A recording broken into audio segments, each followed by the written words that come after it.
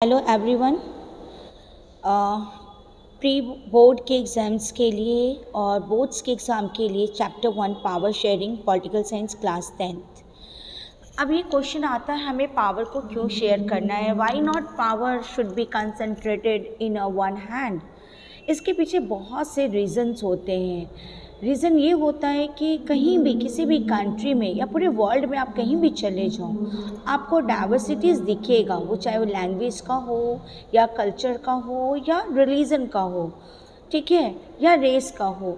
In this situation अगर हम एक किसी ग्रुप को अगर डिस्क्रिमिनेट करते हैं या उनके साथ पावर को शेयर नहीं करते हैं, तो ये जो कंटेंटमेंट होगा उनका, वो एक तरह का टसल पैदा करेगा। एक simple family is a small unit of the society, और एक फैमिली में अगर हम किसी एक मेंबर को कुछ वो चीज़ें नहीं प्रोवाइड करते जो उसको ज़रूरत है और अदर्स मेंबर को प्रोवाइड करते हैं, हो सकता है वो एक डे नहीं कुछ बोले, सेकेंड डे ना बोले, थर्ड डे वो अपनी आवाज़ ज़रूर उठाएगा, ठीक है।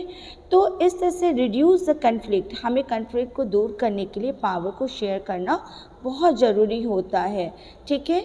इसलिए हमें स्टेबिलिटी के लिए, पीसफुल कंडीशंस के लिए, ताकि सभी के कंट्रीब्यूशन जो हो वो बिल्कुल मिलने चाहिए, जिससे कि डेवलपमेंट हो और हम अच्छे से मेंटेन करके किसी भी चीज़ को स्मूथली फंक्शन कर सके। इसलिए हमें पावर को शेयर करना बहुत ज़रूरी होता है। There are two cases in your NCERT book. One is the Belgium and second is the Sri Lanka. ये दोनों केस बताते हैं कि बेल्जियम में जो एथनिक कॉम्पोजिशन था, है ना, वो किस तरह से उन्होंने फिर एकोमोडेट किया और चीज़ों को स्टैब्लिश किया। बेल्जियम एक बहुत ही स्मॉल कंट्री है। वहाँ पे सिचुएशन क्या था कि जो नदर्न प्लेस है, आप देख सकते हो, वहाँ फ्लैमिश रीजन जिसको बोलते हैं, वहाँ 59% डच लैंग्वेज, डच स्पीकर्स थे। एंड वोलेनिया रीजन जो सदर्न पार्ट में पड़ता था, वहाँ पे 40% फ्रेंच स्पीकर्स थे एंड 1% जर्मन स्पीकर्स थे, ठीक है। बट जो कंट्री है ब्रुसेल्स, जो कैपिटल सिटी थी बेल्जियम की, वहाँ पे सिचुएशन बिल्कुल अपोजिट था। 80% French speaker and 20% Dutch speakers थे।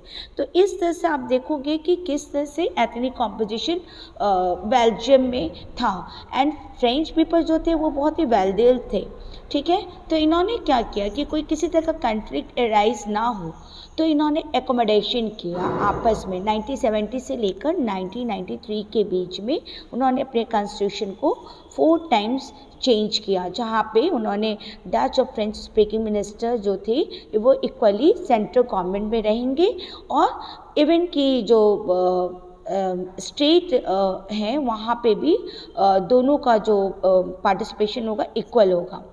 अब श्रीलंका में जब हम आते हैं तो वहाँ देखते हैं कि 74% सिन्हाला स्पीकर्स थे, 18% तमिल स्पीकर थे, जिसमें से 13 श्रीलंकन तमिल थे और 5% जो थे इंडियन 4 फीदर्स तमिल्स थे, जो अपने प्लांटेशन वर्क के लिए ब्रिटिश एरा के टाइम में वहाँ पे चले गए थे। और 7% जो थे वो क्रिश्चियन थे, जो कि सिन्हाला भी बोलते थे और तमिल भी बोलते थे।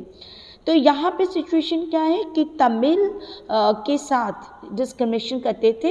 तो एक तरह का मेजोरिटेरियनिज्म पॉलिसी जो है उन्होंने ऑप्ट किया था श्रीलंका ने, जहाँ पे वहाँ की गवर्नमेंट ने खुद एक एक्ट पास किया 1956 में, जिसमें उन्होंने कि सिन्हाला कोई ऑफिशियल लैंग्वेज बना दिया और सिन्हाला एप्लीकेंट्स कोई गवर्नमेंट जॉब और कहीं से भी स्कूल एंड कॉलेज के इंस्टीट्यूशन में उनकी प्रायोरिटी फर्स्ट होती थी, ठीक है। तो इस तरह से ये जो मेजोरिटेरिज्म पॉलिसी थी, कहीं ना कहीं ये डिसकंटेंटमेंट था किसके लिए, ऑफकोर्स है वहाँ के श्रीलंकन तमिल्स के लिए और इंडियन तमिल के लिए। तो दोनों के बीच में सिविल वॉर होता है।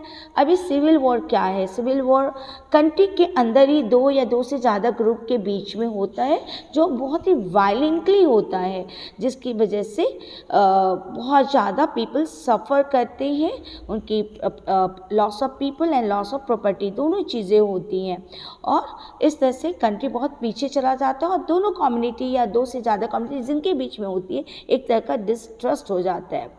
तो इसलिए पावर को बहुत अलग अलग तरीके से हम शेयर करते हैं। They are different types of form of power sharing. एक होता है हॉरिजॉन्टल, एक होता है आपका वर्टिकल होता है, एक है होता है पावर शेयरिंग जो आप अमंग सोशल ग्रुप्स कहते हैं।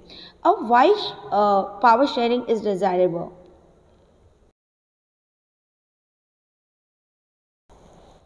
तो पावर शेयरिंग डिजायरेबल क्यों होता है? वेरी इंपॉर्टेंट कंटेंट है, क्योंकि आउटकम्स होता है, prudential means outcomes should be positive, ठीक है।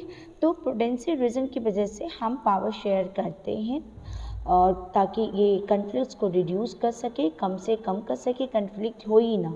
मोरल रीज़न होता है क्योंकि हम डेमोक्रेटिक कंट्री में होते हैं जहाँ हम सेपरेशन ऑफ पावर की बात करते हैं। तो these are the benefits of the power sharing, ठीक है, कि हम पावर को शेयर करेंगे तो हमें क्या क्या बेनिफिट्स होगा।